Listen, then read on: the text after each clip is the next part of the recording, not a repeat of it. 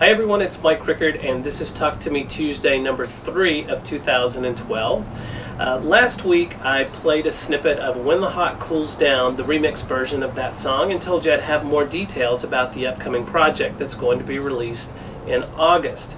So the name of the project is Dance Till You Sweat, and I chose that name because it is a remix project that's all up-tempo remixes, and also because I wanted to refer to the name of the last CD, Sweat, which is where all of the songs from this remix project come from.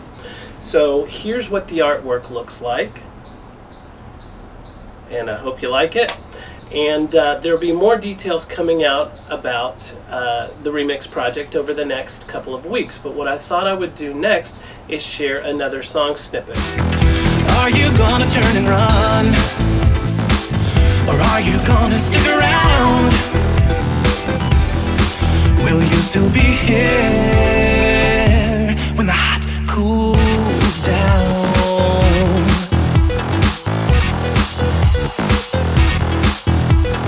Cools down.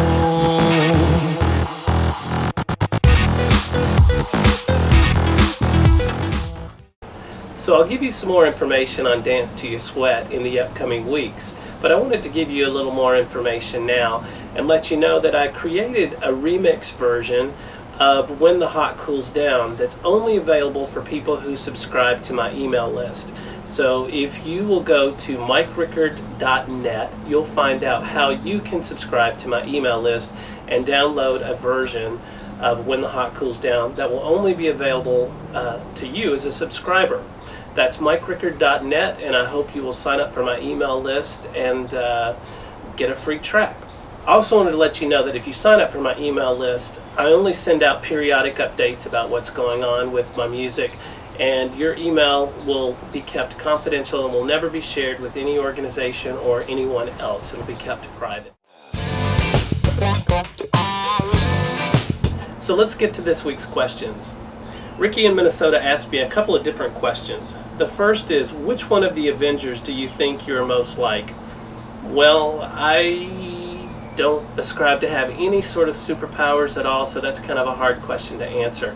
I would probably go with Iron Man from the standpoint that his life had two clear, distinct time periods and two distinct purposes in how he lived his life.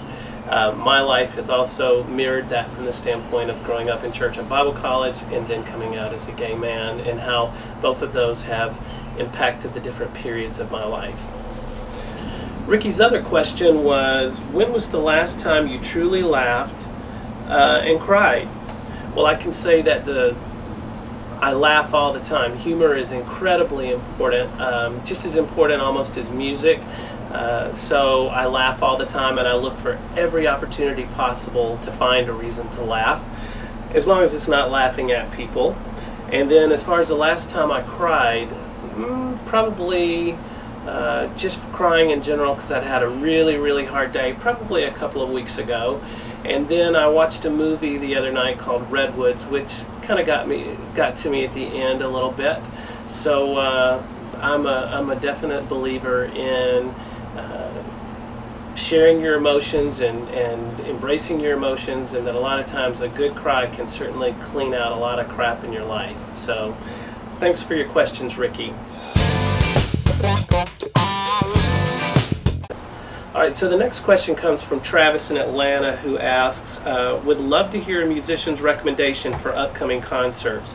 What's a must-see this summer, and what was your all-time favorite concert? Well, I'm definitely a concert goer. A lot of times I'll go see independent, smaller musicians here in town.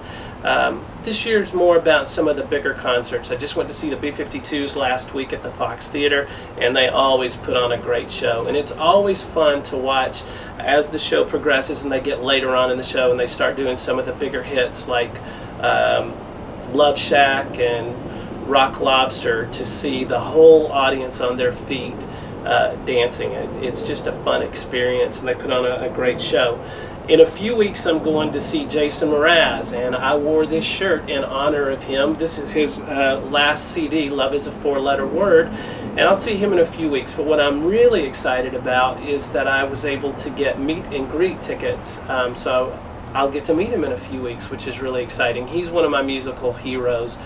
I think he's a phenomenal songwriter, a great guitar player, and his voice is pretty much second to none in my opinion. So, and I also really appreciate a lot of the things that he believes in his life. I think he uses his music to promote causes that he believes in, so I'm really, really excited to see him.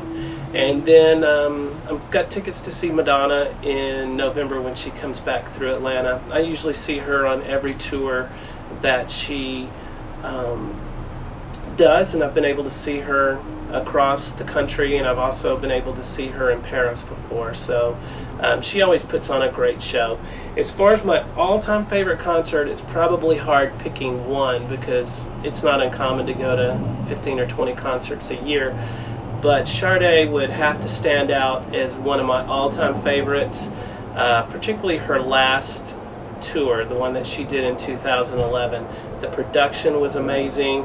She's amazing as always. And what really is so cool about a Sade concert is that she doesn't put out music all that often, and she doesn't even tour that often either, but she draws the most eclectic, diverse group of probably anyone. And really going to a Sade concert is almost like just being in a big love fest. I mean, there's just such a terrific energy in the crowd, both toward her and her band as well as just toward each other. It's just an amazing experience.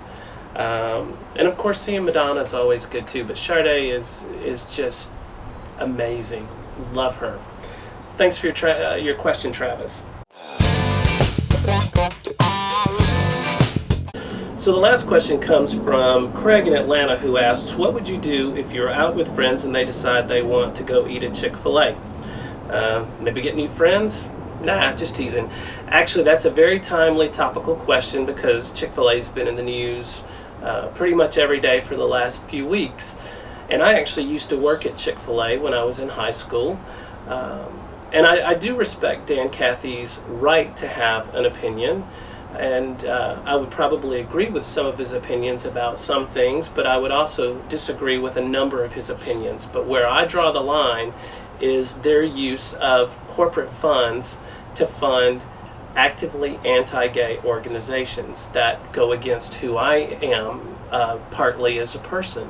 So I've made the decision a few weeks ago that I would no longer spend any of my money at Chick-fil-A. In fact, I posted that on their page today and told them that what I was going to do is take the money that I would spend at Chick-fil-A in a year and donate it to the Trevor Project. And if you're not familiar with the Trevor Project, it is a wonderful resource of dedicated, caring people who are make themselves available to at-risk kids who are really questioning and struggling with their sexuality, who may have been kicked out of their houses, who may need help. So I firmly believe in supporting them, and so that's what I'm going to do, is take what I would have spent at Chick-fil-A and donate it to the Trevor Project. So I hope that answers your question, Craig. So that's all the questions for this week's Talk to Me Tuesday. I hope that you'll stay tuned for next week's episode, where you'll learn more things about Dance Till You Sweat. Until then, that's a wrap. So coming up soon, I'll also have details on how you can download a version of one of the remix tracks that's own tracks.